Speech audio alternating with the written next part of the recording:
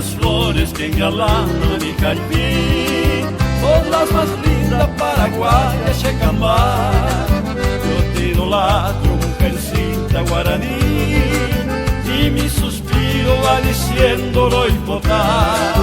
Por eso quiero pregonar y cantar todas las dichas que me brinda tu querer.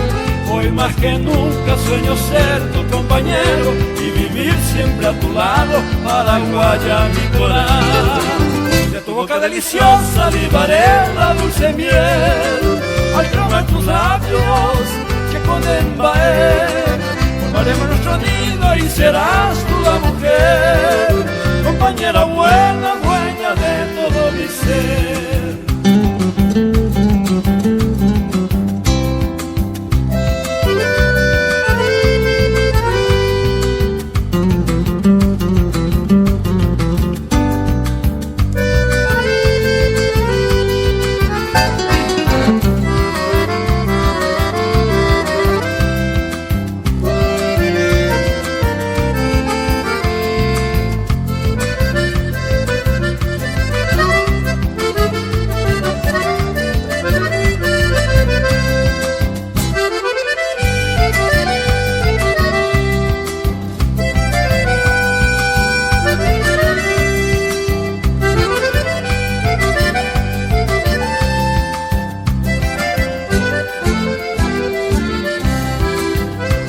Mañana llegan los rayos del sol de nuestra dicha con su lumbre a reflejar.